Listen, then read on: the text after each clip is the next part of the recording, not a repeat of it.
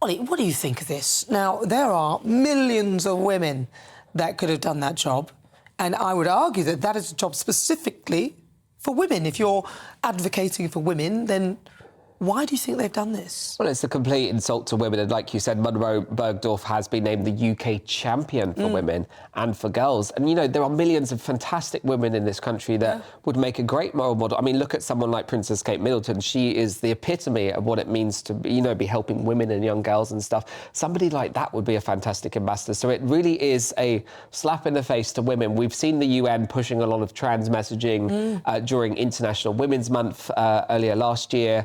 We see, obviously, the UN Women being very silent on the situation with the female victims of October 7th in Israel. You know, it took them 54 days to comment. So it's really become a very obsolete organisation, and I think they should rename it, you know, the UN Agency for Men that identify as women. Because in many ways, it's a bit frightening, if I'm honest. I find, and this is me personally, I've never met Monroe. I'm sure Monroe is very, very nice, but I find it quite intimidating. I have had trans women say to me, oh, well, I never get anybody saying anything when I'm using a woman's toilet or anything. No one ever says anything. And I think to myself, that's because you're 6 foot, we know you're a man, and we're not going to argue with you. There's a lot of that. I think women are actually intimidated and quite scared. Yeah, and, you know, when you've got somebody that's trying to represent young girls and women and help them in this country, you know, help people that may have experienced domestic violence or sexual assault, you need a woman to be doing that role so that girl or that young woman feels comfortable. So it's ridiculous. And also, this particular ambassador, Monroe Bergdorf, has a very bad track record in terms of racism. They actually called the suffragettes movement, which we all know is the reason why women have rights in this country, they can vote. They actually called that the white supremacist movement. And, you know, they lost their job as a L'Oreal ambassador in 2017 because of their racist comments. And they were also the LGBT policy on the advisory board for Labour. Picture with Jeremy Corbyn, they lost that job after 9 days. So this is a person that has a very bad track record of anything. You know, they've stoked racism, they stoke tensions, they're, you know, posting on about the Palestinian thing right now, and a lot of it's kind of very pro. You know, when the terrorists were arrested, they were saying, oh, these are innocent civilians. So I think, you know, you could choose any ambassador, anyone, and they would do a better job than this person. Well, that's it. And I'm not saying that trans people are scary and all that. I'm not saying that at all. I'm just saying that for me, this particular character, to me, feels... I feel intimidated by this person specifically. I've never met them, though. They might feel intimidated by me, that's fair enough. But I'm saying, you know, the sort of psychology that goes into like a woman's mind or someone's mind when you feel that, in a sense, it almost feels like we're being impersonated. That's how I feel about it. I mean, like, Katie's made a perfectly valid point.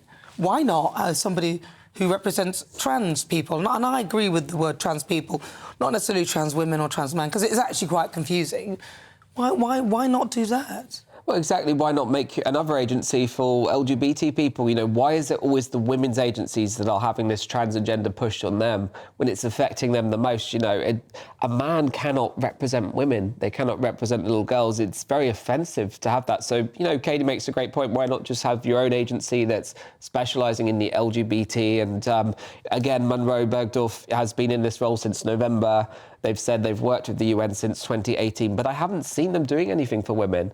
You know, I see a lot of posts about, you know, Palestine, Gaza, queers for Palestine, and I'm thinking, you know, why aren't you speaking about the women that are held hostage? No mention of that. Why aren't you speaking about, you know, women and girls in this country that may be underprivileged, they may not be able to get hot school meals, they may be subject to domestic abuse. You know, I haven't seen them do action. I think with people like Monroe Bergdorf, it's clear they enjoy this media attention.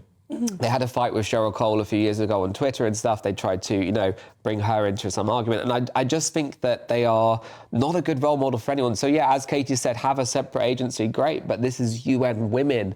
It's meant to be fighting for women, like the women in Congo that are attacked daily, the women in Sudan that are being attacked, the Christians that are being attacked in Nigeria. That is their job. So their job is not to be pushing, you know, a biological male into women's issues. Well, the job is not about them, is it? And that's what this feels like. It's about Monroe Bergdorf. It's not about what the UN Women are doing for women.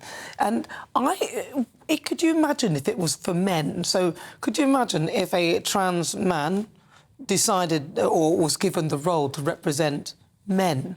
Do you think that would go down well? It would never, would they? It wouldn't go down well, but we don't really see that, do we? I mean, it's like with sports. You don't see a female that's transitioned to male going into, you know, the men's sports. You just don't see that. It just doesn't happen. All of these cases seem to be biological males that are going into women's spaces, women's sports, the UN Women and stuff. We're not seeing that. And of course there would be outrage, and I don't think men would put up with that. No, I don't think they would. Well, but they didn't. I don't think they. Well, nobody said much when there was a female referee there, but they complained. A lot of men complained when a woman was commentating on men's football. They weren't having it because they said we don't want to listen to a woman telling us that, and it was almost, you know. And I hear them. Fine, that's fine.